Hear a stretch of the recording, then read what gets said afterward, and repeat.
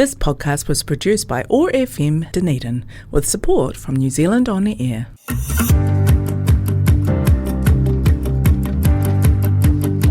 Welcome to What's News Dunedin, brought to you by Hazur Kebab, the radio show that spawned from the 19,000 plus strong local Otago Dunedin What's News Dunedin Facebook group. The group that's been putting the social back in the social media since 2020 with respectful adult debate and a sense of humour. I'm your host, Richard Knights. On today's show, we'll be talking to our wonderful guest, Denise van Aalst, producer of the Ending Life World podcast for the Otago Hospice, who'll be telling us a bit more about themselves and what they do, as well as helping us look back at the posts that generate the most interactions over the past 7 days on the What's News Dunedin Facebook group. Those 3 posts this week are Tom Phillips finally being found but being shot dead after shooting a policeman in the head, David Seymour caught on video undertaking and speeding on the motorway, and the horrible news of Charlie Kirk being assassinated. Welcome, Denise. Thank you. Welcome.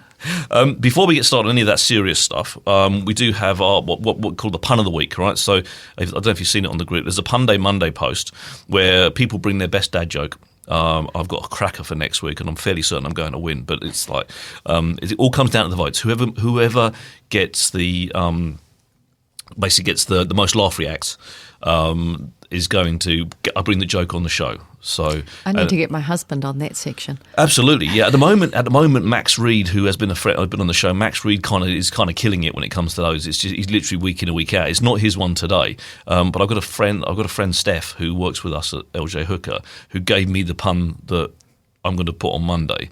And it's a belter. So he needs to tune in just for that one anyway, because it's had us in stitches this morning. But she got it and she shared it with me, and I'm thinking, like, that's a show winner. But anyway, this pun of the week for this week was actually from Steve Walker, age 7, who's a very good friend of mine. So we've got to see if it makes it off the page into real life. So, pun of the week. A polar bear walks into a bar and says to the bartender, "I'll have a rum and Coke." The bartender says, "What's with the big paws?" Bear shrugs. "I was born with them." It's a cringer, eh? It is. It's like the horse walks into a bar and the barman says, "Why the long face?" So it's my 9-year-old grandson would love that one. It's a fantastic joke. Yeah, it's timeless too. Because I remember that. I remember telling that joke when I was like a tiny tot. You know, bear walks in. Why the huge paws? I was born with them. Yeah. Anyway, thanks, Steve Walker, for that. I'm sure you're listening. Now, got 3 pop questions for you. Now, these are just designed to tell our listeners everything they need to know about Denise in 3 simple questions, right? These are soul-searching, get under the skin, you know. So, first question. I'm ready. Cream teas, where you have a scone and you have jam, you have cream. What goes on first, the jam or the cream? Butter under the jam, then the cream. Good answer. I try and avoid the butter only because of the fact that I'm just trying. I don't want to overcomplicate the question, but you're right. Obviously, a proper cream tea: scone, butter, jam, then cream. Yeah, right? Because there's some strange people out there that think that somewhere you put the jam on second, or you put the cream on first. I don't know who. I don't talk to a lot of those people anymore. Jared Hodson, I'm thinking of you. Good friend. I can get more cream on top. You see. Exactly. Yeah. Absolutely. Yeah. And you can't spread jam on cream. No. It's as simple as that, right? So that's the only question you get wrong on my show, and you've passed with flying colours, Denise. So, which is good. Otherwise, I sit and talk to myself for an hour, and no one wants to listen to that. Now, second question: who is your favourite Teenage Mutant Ninja Turtle? The only one that comes to mind is Donatello. There's no wrong answers with the turtles. I can kind of remember the others because my kids loved it. All Renaissance painters. So you've got Raphael, Leonardo, Donatello and Michelangelo. I was thinking Da Vinci, but I thought it's not Da Vinci. But yeah, it's of course, Leonardo. Yeah, absolutely. Yeah. So And then you've got Master Splinter, who's the giant rat, who was the so-called dad. And who's bigger than all the turtles. Yeah, it's a cartoon. I don't think we can, I don't think we should analyse it too deeply. I mean, the fact I'm sure a turtle's ever eaten pizza, but there's a lot of that goes on as well. But you're right, there's this giant rat and it's bigger than a turtle. In my mind, turtles are bigger than rats, but yeah, any rat, doesn't matter what size it is too big for me. Yeah, yeah, I'm with you on that one. Yeah, they scare the living bejesus out of me. And my wife has to deal with them mice if they come in the house, and I've got a cat that likes to bring in live Cats are good like that. Yeah, I've got one of these wonderful newish houses that means that I don't have any kind of holes where they can get in on their own. So to compensate for that, my kitten, because she's the small cat, she's 4 years old and she's fully grown but tiny, brings them in live for me. It's very generous of her. I think so, I yes. hope you show the appropriate appreciation. I do. She knows I'm excited about it because I jump up on the kitchen bench and scream for everyone else to come, and so that's how she knows that Dad's really happy. Yeah. So that's why she keeps doing it. Yeah, exactly. Because when she's excited, she jumps up on the kitchen bench too. Yeah. You know, so I'm emulating her happy behaviour, and she's going, I'll bring him another mouse. Yeah. Yeah. So You might need to work on alternatives. I'm too scared to do that. Otherwise, this is fight or flight mode, and I'm in flight at that point. So I'm not embarrassed to admit it either. Now, third and final question, and this one's a thinker. All right. So, would you rather lose a finger or have a headache every day for the rest of your life? I'll lose a finger. Yeah? Yeah, absolutely. If that comes with the caveat that by doing that, I never get another headache in my entire life, I'll lose a couple of fingers because I'm nursing a headache today, and there's nothing worse than trying to get through a day without. Yeah. You know. Yep. Inconvenient losing a finger, but I'd lose one off each hand as opposed to a headache every other day. I'd have a chronic one for a while, and nah. Yeah, as long as it wasn't my nose-picking finger, I think I'd have to be. That's a different argument. Mind, you've got one on each hand, haven't you? Really, but it's a bit difficult going. You could left. retrain that. It's a bit difficult going left nostril with right finger, and I mean, that's a show in itself, right? I think Possibly, and that's one that your pun-inducing friend would probably really enjoy that show. I think Max would be up for that. I think he'd definitely be in for that conversation, to be fair. So, Max, if you're listening, we're having a nose-picking quandary show at some point in the future, and you're more than welcome to join us on that one. Now, I want to go back and talk about the three topics of the week. So, the first one was obviously the big news this week, that obviously Tom Phillips, who, for anyone that's not listening or who avoids the news, and a lot of people do avoid the news because news is bloody horrible. If I could avoid the news, I really would. I spent a lot of my life avoiding the news, and then I set up a news page. And then Irony. Yeah, then because I like it in my little bubble where bad things don't happen. Like, I've never watched the news. I've never sat through the 6 o'clock news or the whatever. I mean, news finds me, but I don't tend to go finding news. Obviously, Tom Phillips, he's been on the run with his kids. He kidnapped his kids, and there was a whole custody thing that went on before this, and which kind of played out in the news as well. And then they've been looking for him over a period of time, and there've been sightings of Tom Phillips. There's been crimes that have been committed believed to be in the name of Tom Phillips. And then last week, what's happened is I think he tried to rob a bank or something, or there was a convenience store, but there was some of that going on, and then he was found and he was followed, and then confronted by a police officer who was then shot in the head, and then Tom was then subsequently shot and killed. He was with one of his children. Mm-hmm. There was a big hunt that went on after that, and they have found the other two kids. But it's a hugely tragic story every which way you look at it. I genuinely don't know how I feel about it, because as a father, I don't know how I'd feel if someone was trying to take my kids from me and I wanted, would I kidnap them? I probably wouldn't. I don't think that's where I'd go. But the way it's ended is massively tragic in my mind, because obviously, like, he didn't need to instigate that attack, which then has ended up with him, being killed. And that's in front of one of his kids as well.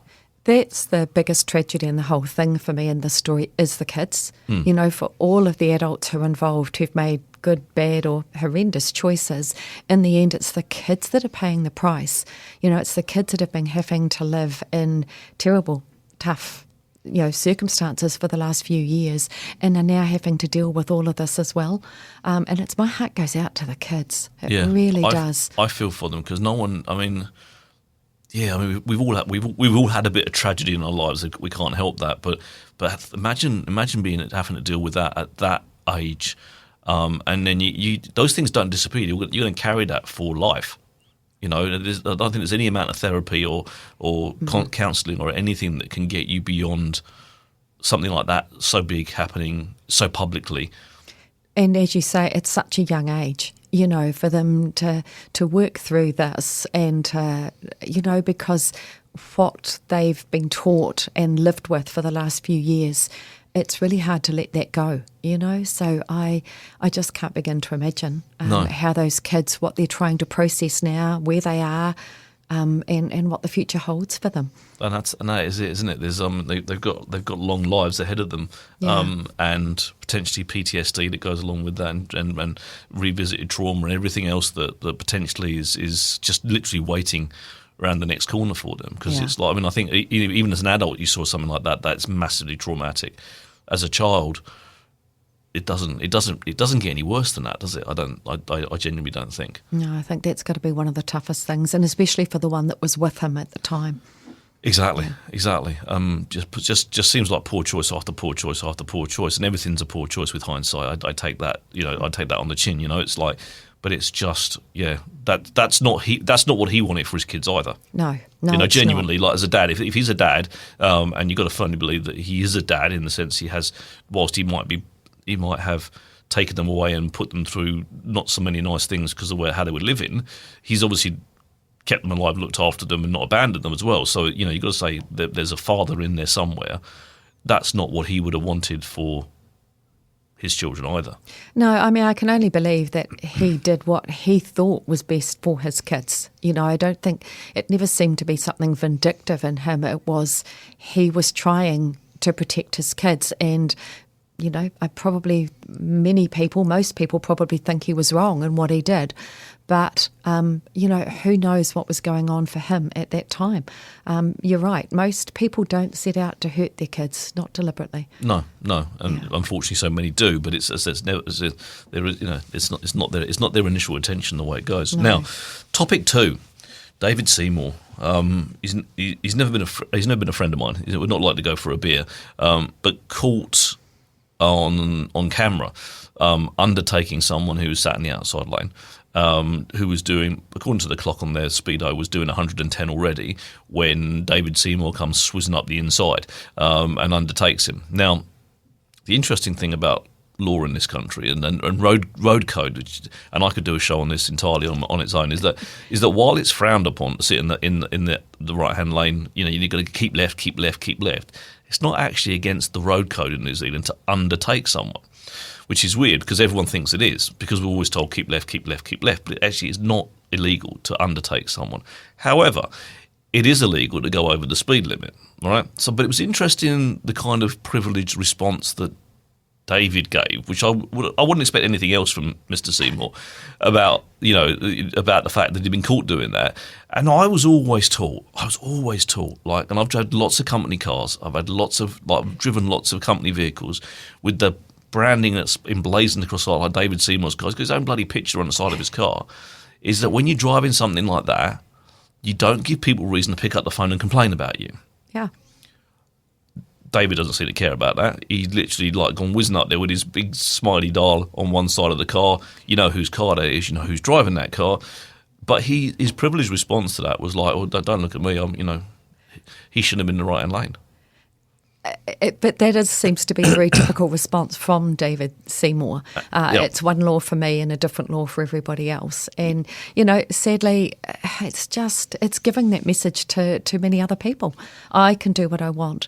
But how does somebody who has a position of power in this country break the law so blatantly and not instantly apologise? We've all done things wrong. Exactly. And you apologise. It's not hard, is it? It's not actually hard to go, mea culpa. I did wrong. I apologise for that. Actually, in fact, it's like, it would be my default position, right? If I tripped you up as we were trying to get out to the lift and, as we leave here today, and I'll be like, I'm sorry, I did something wrong. I wasn't, or whatever.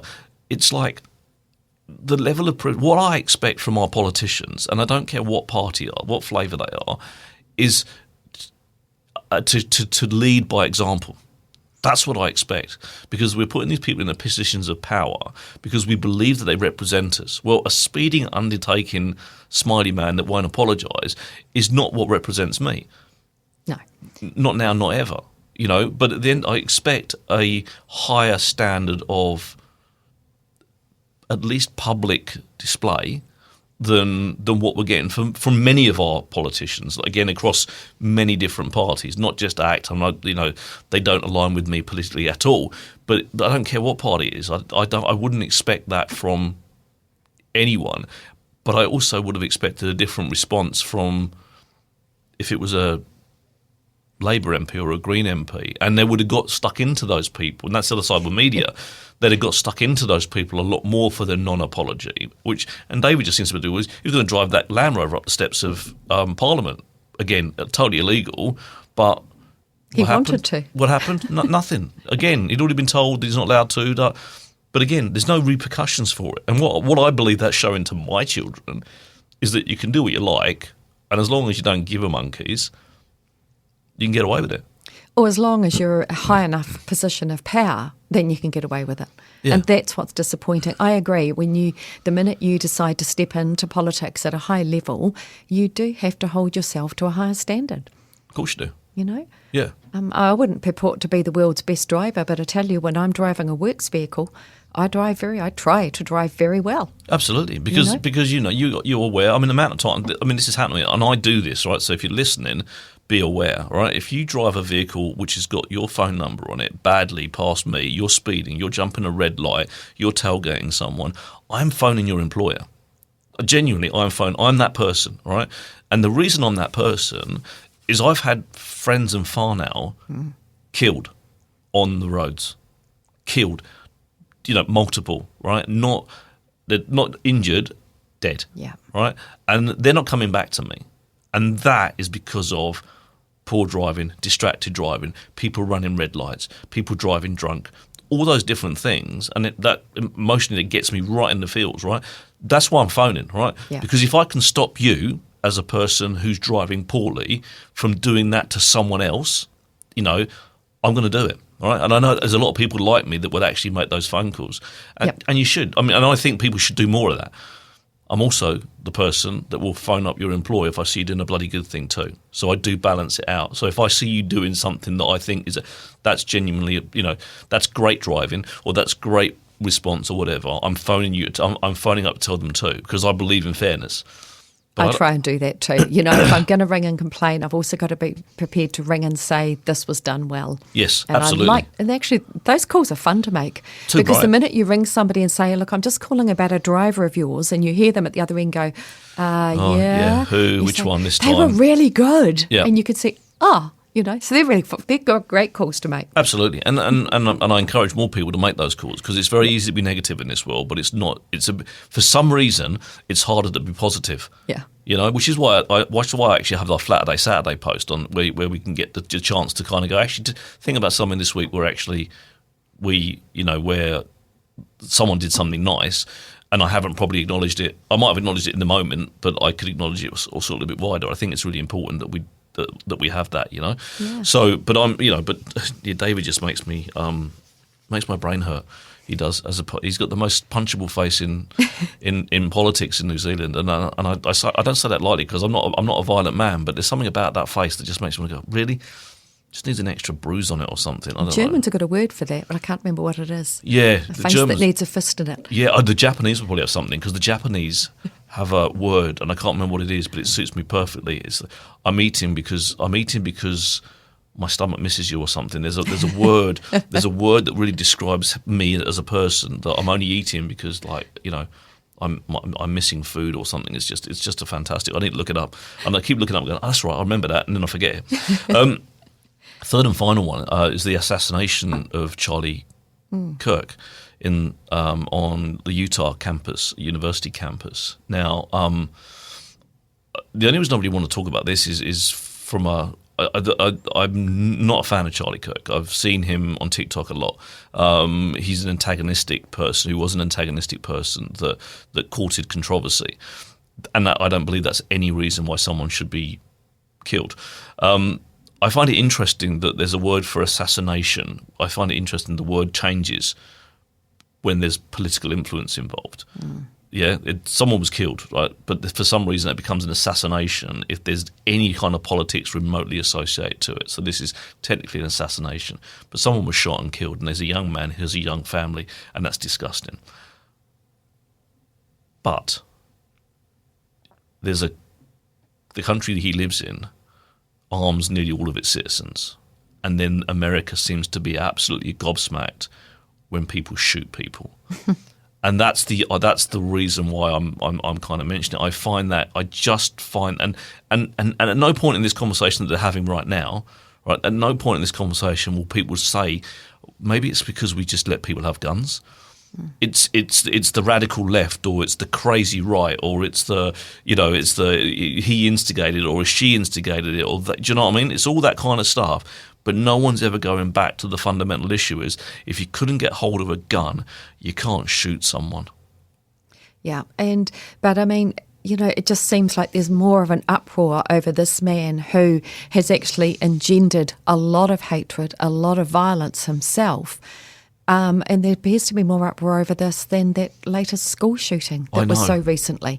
Those kids did not engender any hate. They did not engender any violence. They did nothing wrong at all, and yet they died. Yeah, and that's that second. That's just down the news cycle, unfortunately, in the US because of the fact that so many people are carrying bloody guns. Utah just passed just passed laws to say that you could open carry on university campus. Like, who needs to be protected to go to a lecture? Yeah, Genuinely, what are you expecting to happen? If that's the country you're living in, it makes me so sad because, and not one time will they actually discuss the fact that actually maybe the problem is that we make guns widely available. And then, people at the school shootings, there's mass shootings.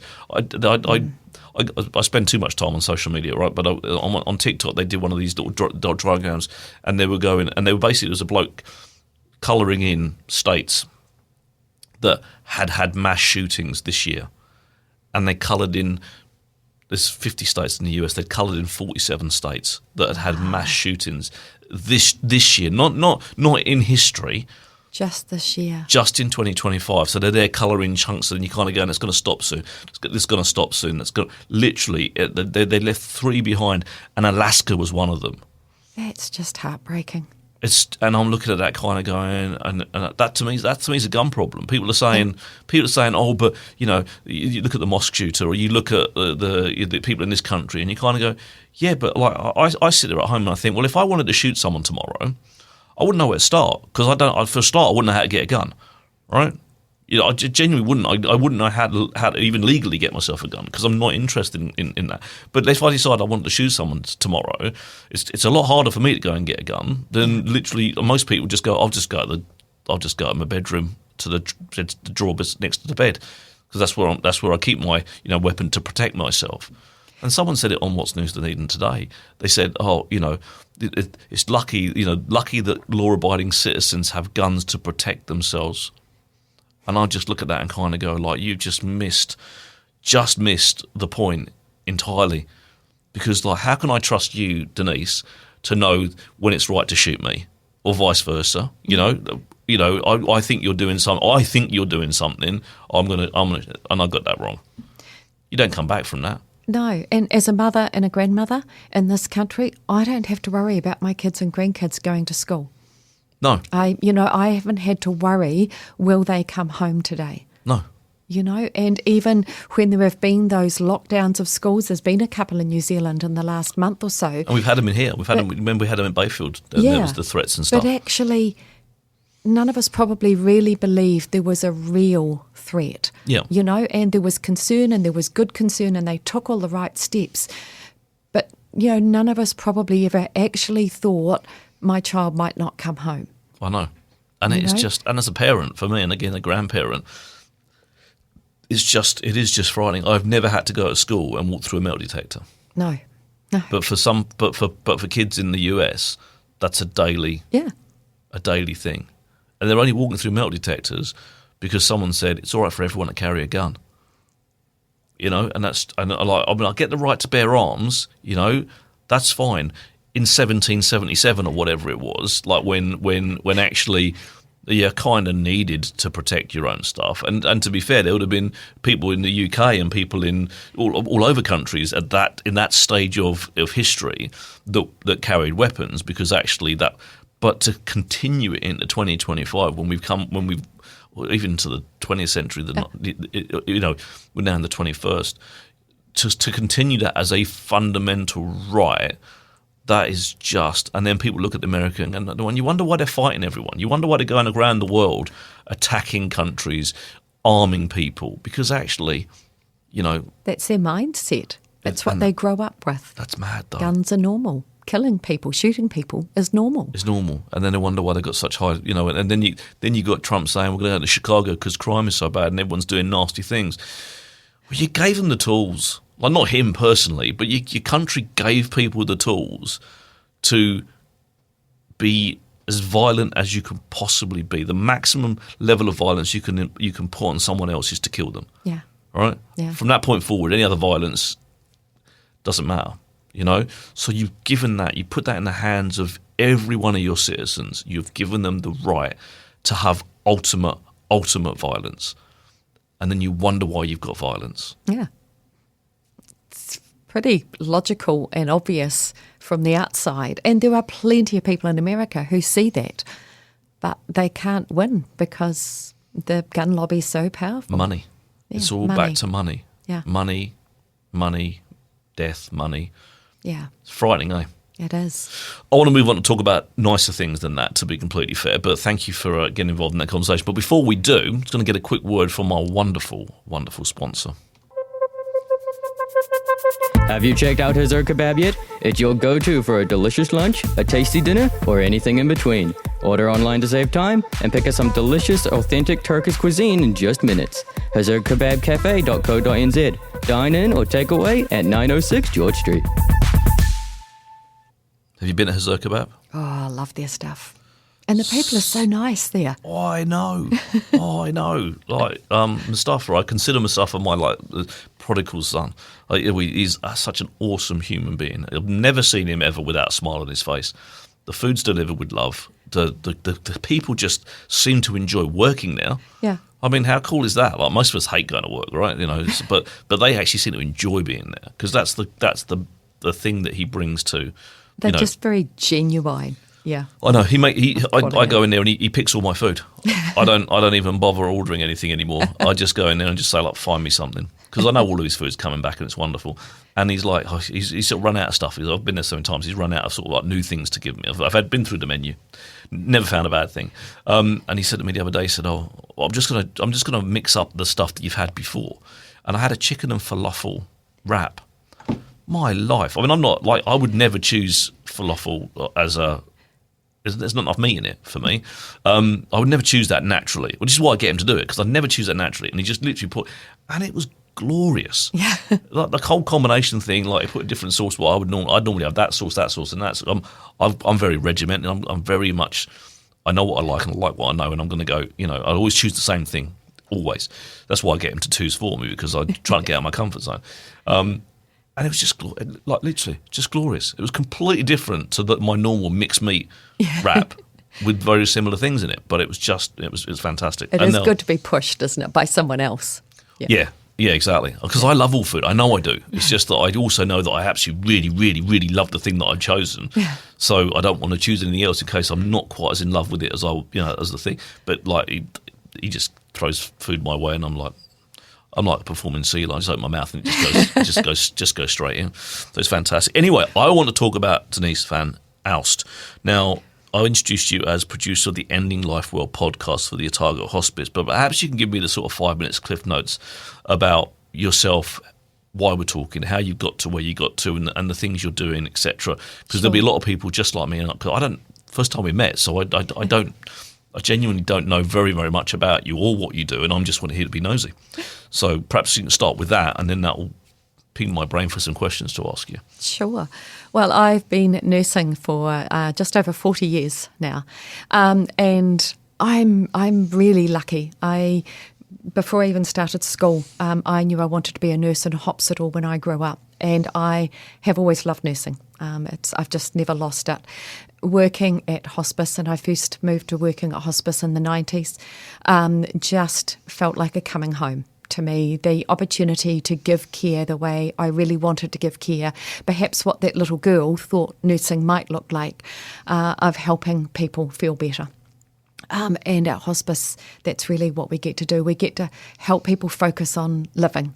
I know a lot of people think hospice can be about dying, but actually, we all die eventually.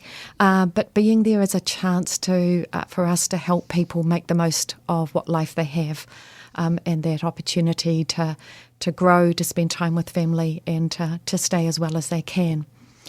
I've worked in the inpatient unit. I was clinical manager of Hospice Southland for a few years, and I've come back to pick up this role. And my main role at the hospice is I coordinate a program for family carers called the Kōwhai program. That's a 5-week program. We run 5 times a year face-to-face. We also run it over Zoom. And that's where we invite family members, whānau, friends who are caring for somebody to come along to the program and learn some of the things that they might not already know, because we don't know what we don't know. There was wonderful research done by a woman by the name of Jennifer Angelo about 15, 16 years ago that has underpinned the program. And from that, we've just kept growing. What are the topics? What is the information people may not know? And then we bring them together so they get a chance to meet other carers. They get a chance to hear some of that information, learn some of these skills, understand what's going on so that they can look after themselves. I'm really big on family and whānau practicing self-care, looking after themselves so that they can look after someone else, but then also how they keep their person safe. Through COVID, so some good things did come out of COVID. Yep. I was travelling through to Central Otago to run one of the programs up there, and I started listening to some podcasts because the radio tends to cut out in certain parts as you're driving along. Absolutely. Yep. So I was looking for some on palliative care because I'm a bit weird like that. I'm really passionate about it, and I found one for family carers, and I'm like, this would be great. So I downloaded it and I was listening to it, and it was really bad. And I knew very little about podcasts. I'm very much a newbie to them.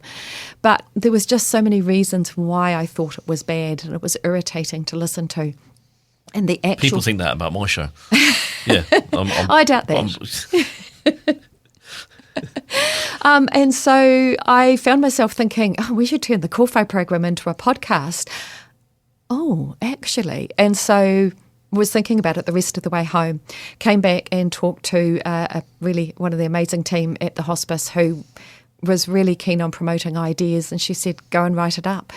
Because of the Kōwhai program, I knew we had the material. I knew we had information that was useful to people, and I knew we had some really great presenters that people, the feedback we were getting was they were easy to listen to, even when we were talking about tough stuff. So I knew we had good people, and so we put that together. We created a couple of pilot episodes. We took those to Hospice New Zealand, who come back, loved what we were doing, and agreed to fund the editing of the program. So we started with an initial 12 topics. It's grown. We now have 29 topics, and I have some plans for some interviews I hope to do next year. But we hope that we have just covered a range of topics that give people the information in just another way. We've got written material on our website, we've got videos on our website, but this is just another source of getting that information that they can listen to when they want, how they want. And it is, isn't it? It's about providing a medium that actually works for that person, because some people are great readers, other people, like me, I just have to look at the pictures. But it's we don't all absorb stuff in the same way, and actually sort of listening to.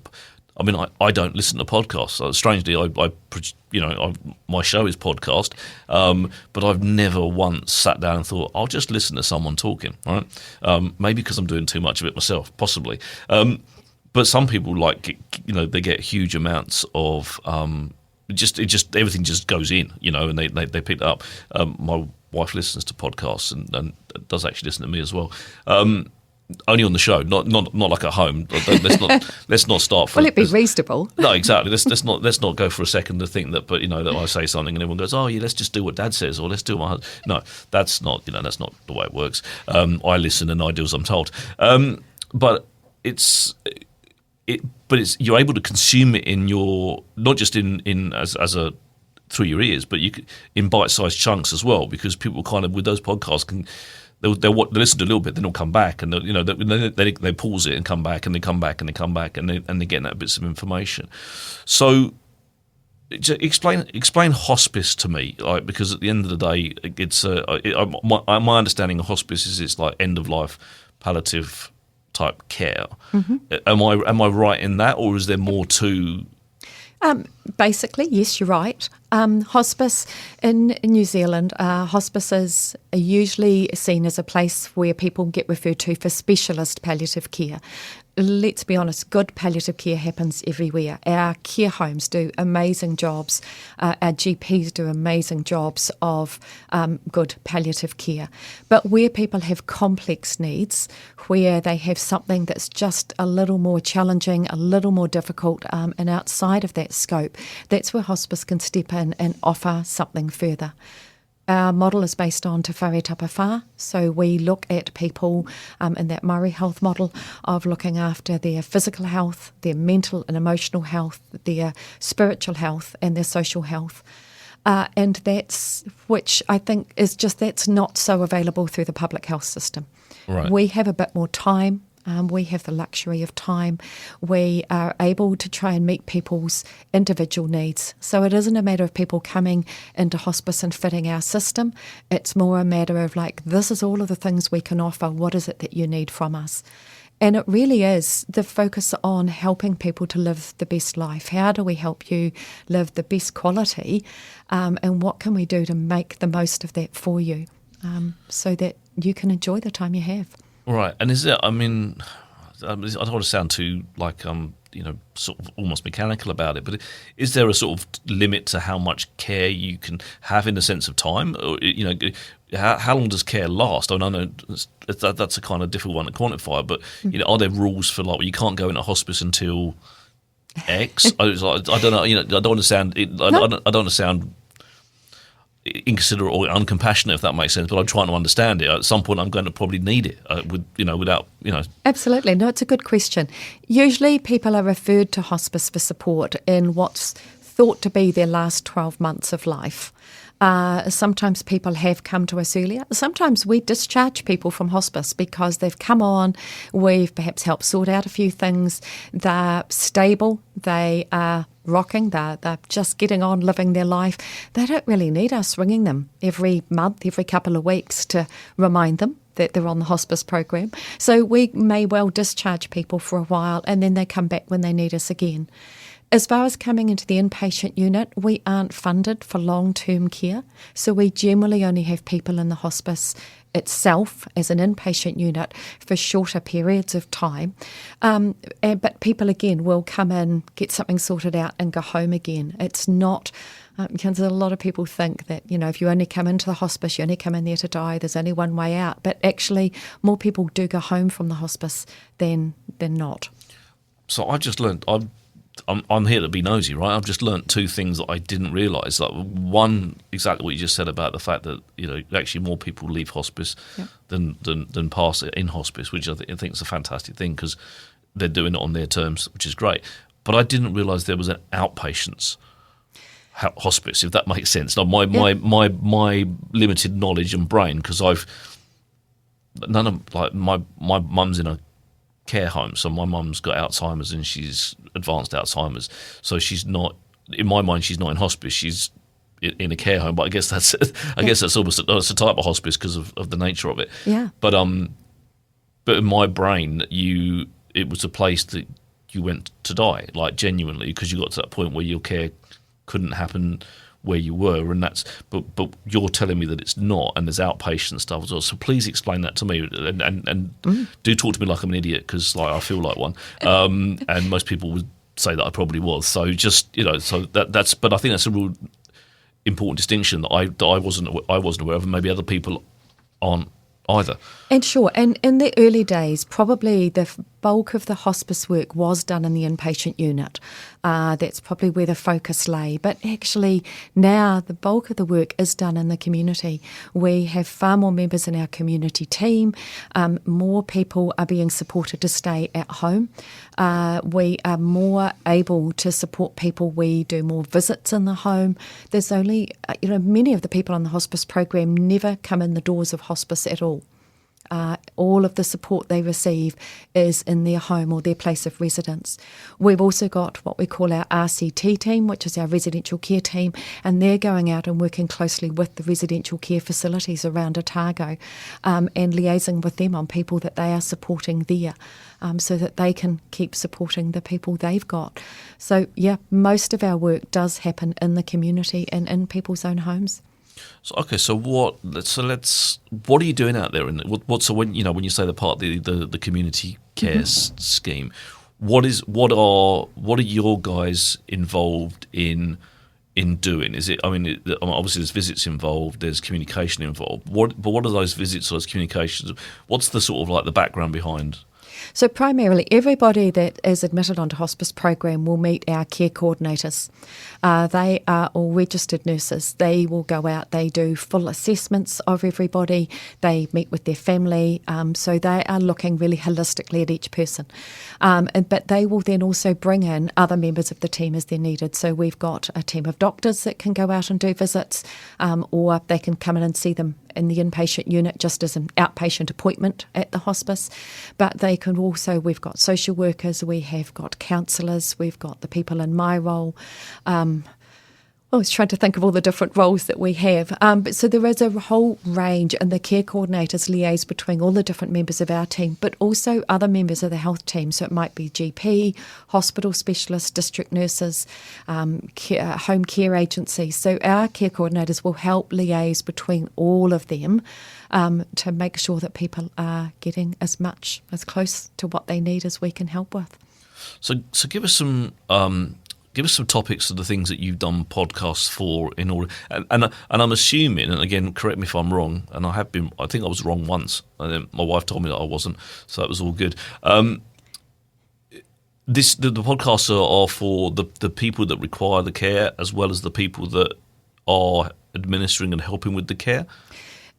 Probably they're directed at the carers, but actually There is a lot of value in there for patients themselves to listen to. Okay. But it's also relevant not only for people who are caring for someone who's at hospice, but actually anyone who's helping care for somebody at home. We've got a range of topics on there. And interestingly, the two most popular topics that we have is self-care, about reminding carers of why and how they need to look after themselves. And the other one is what to expect at the end of life. So what does dying actually look like? Because we've become really isolated from that in society. Dying happens in hospitals. It's no longer something, we've moved away from it happening in homes. But that's kind of moving back a little bit now, and people are being supported to be at home. So people want to know what that looks like. They might never have been with somebody who's dying before. But we've also got topics about managing the medications. I've got an interview with a dietitian around how to tempt somebody to eat. We've got our counsellors talking about grief and loss. And what that can look like, and managing that grief and loss. I've got an interview or two interviews with a grief counsellor in the North Island who specialises in children and young people. So there's information there for parents on how to help their children, how to help their teenagers when they're dealing with grief and loss. And grief and loss isn't always about a death. So, this information can be broader than that. We are talking also about some supportive equipment and moving and handling, and I've got a conversation with a physio, but that also links to videos on our website about how to help somebody transfer safely, because we really want to keep people safe with that when they're helping somebody. So some are really practical things, legal matters, wills and enduring powers of attorney, so some just simple practical things, as well as the more deeply meaningful interviews. And but these aren't skills and things that you learn at school, right? Or they're not. You don't go on a course. As you grow into your life, then suddenly you're confronted by these things, and suddenly you've got an ill parent or someone that's going through whatever it might be, or even the other way around as a parent with a child that's and no one sits you down.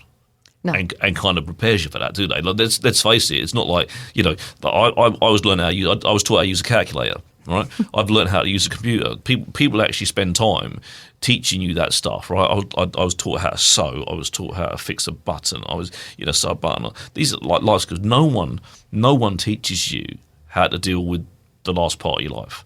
We don't talk about dying. No, we don't. I mean, there's a phrase that we live in a death-denying society, and we don't. It's not polite. It might distress somebody, but we're all going to die. Death and taxes, point. Isn't it? Death and taxes, the two guaranteed things guaranteed in life. In life.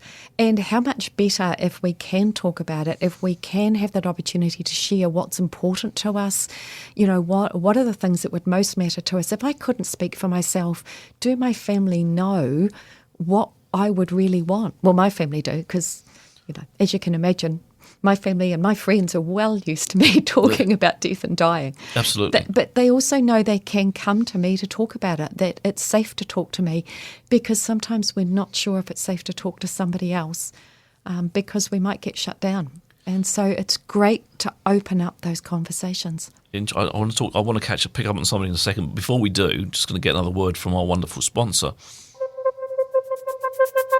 Have you checked out Hazur Kebab yet? It's your go-to for a delicious lunch, a tasty dinner, or anything in between.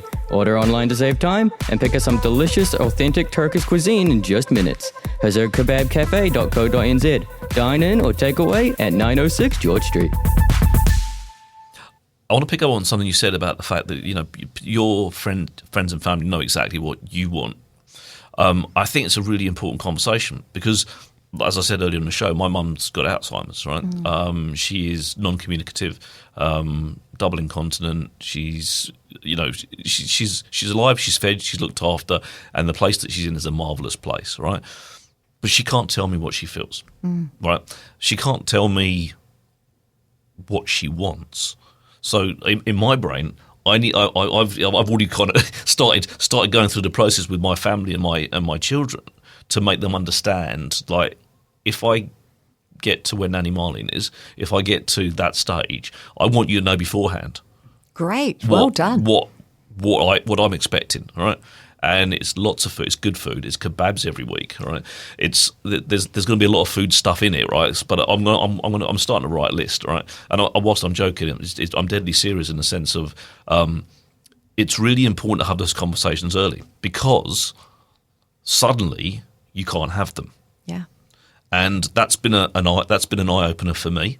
But the other side of it is there's other things as well. And whilst it's making me a little bit emotional while I'm talking about it, I wanted to get some recipes and stuff from my mum, and I missed my opportunity to be taught how to make something that she cooked with love. Yeah. It's kind of like, if I could go back, like just a few years, because it hasn't been that long, and just sit my mum down and go, actually, right, how'd you make the perfect vindaloo? This recipe for puffs, which is a family, like a curry mince in puff pastry, it's just called puffs. We used to have them on a holiday. To go on a holiday, always in the car, like they're just glorious pieces of food. And mum always cooked from memory, not from recipes. So it was like, I'm cooking them, don't quite taste like what my mum did, right? And I want to pick her brain and go, what am I getting wrong? And my mum would taste it, that just needs a bit more turmeric, or that needs a bit more. I'm tasting, going, I have no idea what's going on, right? Have you tried giving her one to see if she tells you? She might just come out and tell you. She doesn't speak, unfortunately. Right. So she's like, and that's been a problem for her. The funniest thing was when she went through the stages where she was about to stop speaking, she started swearing like a trooper. And my mum never swore in her entire life. Like my mum said the S word once and was like, but then she'd be like raging at my brother, and like when she's going, just before she stopped talking at all, everything that came out of her, every other word was an F word.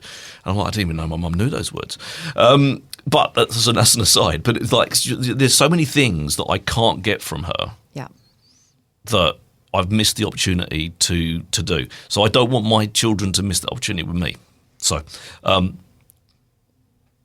but I've learned that through my experience. Not everyone.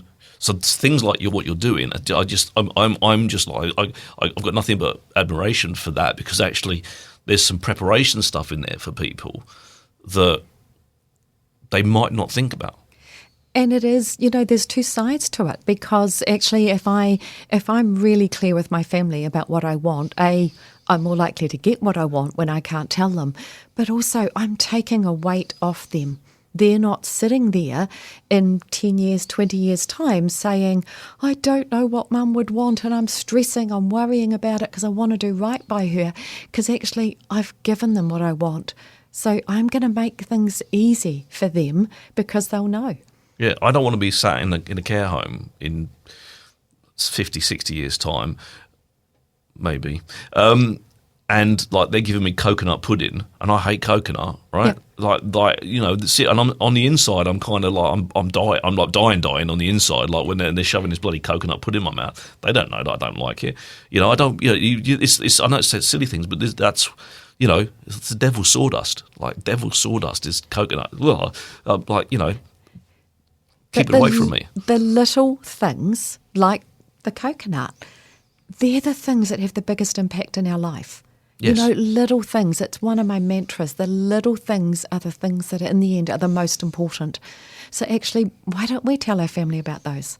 Yeah, exactly. So we've got 5 minutes left or 4 minutes left. So where can people listening and going, that's bloody awesome information. Where can they find the stuff that So the Ending Life Well podcast is on all the usual podcast sites.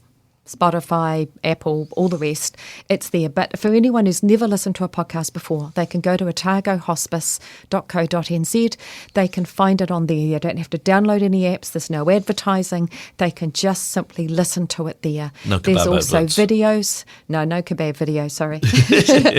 But there is written information. They can download that. They can read that. They can watch the videos around moving and transferring, and they can listen to the podcast. So there's a range of information, and that's available to anybody, anywhere. And what if they need more? Are they able to contact the hospice for other things? Are there other resources available to them, or is it simply a sort of download of information that they can take? This is probably most of the information they're going to need. But right. if somebody out there has got a family member who has been told they've got a terminal diagnosis, and if they're really struggling, then they can reach out to us as well and say, look, my dad, my mum, my husband, they're struggling and I'm struggling to know how to care for them.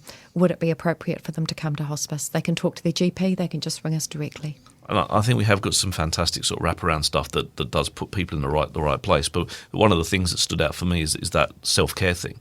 Because if we're not looking after ourselves, then we can't look after anyone else, right? No. And we can get absorbed by that. We can genuinely get it can be all and everything. Like if we're looking at because we love these people, right?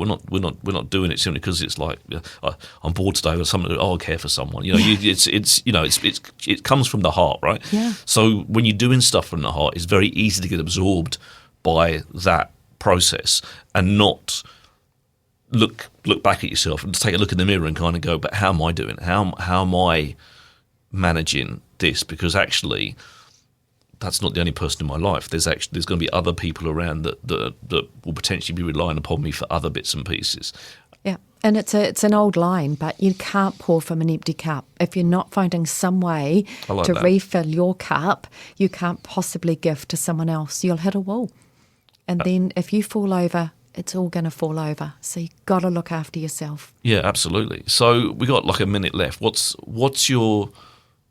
if you want to give one message to the people that are listening? What would that be? Is that what you've just said, or is there something more? Yeah, I'd say look after yourself so that you can continue to look after others. And if you want information about it, our website's got a wealth of it there for you to help support you as you support someone else. And reach out, isn't it? Ultimately, reach absolutely. out. Don't sit there and hang on to that, because there are resources available. There are people out there that understand the struggles and the problems that you might be facing on the daily, that are kind of primed and ready and willing to go in order to give you assistance. We don't like to ask for help. most of us No. are really willing to give help, but we don't like to ask it. But It actually, is strange, eh? we've got to remember, accepting help from someone is giving them a gift, because we feel good when we help others. So Yes. why would we not allow our friends to feel good with helping us? I like that. I hadn't thought. Genuinely, I'm a giver, right? But then, like, if I let someone help me, I'm actually. I know the enjoyment I get. I know the pleasure I get from it. Then they're experiencing the same thing I'm feeling at that same point in time. And genuinely, I hadn't even really thought about it in that regard. So that's a fantastic place. So- That's a great nugget to leave the show. Thank you very much, Denise. I'm Thank just going to you. round out the show, but thank you very much for coming along. Well, that's a wrap for this week. Thank you for tuning in. I've been Richard Knights, and you've all been wonderful. Remember, if you're looking for robust, respectful adult debate about all things local and further afield, and a welcoming online community that doesn't take itself too seriously, come and find What's News Dunedin on Facebook and join our fun. On next week's show, we'll be talking to Rebecca Tupu, mental health supporter, and look forward to seeing you next Friday at 12 on OAR FM. And if you want to listen to the show again, or simply share it with your friends, you can find the podcast at oar.org.nz, or even on Spotify, YouTube, or your favourite podcast provider.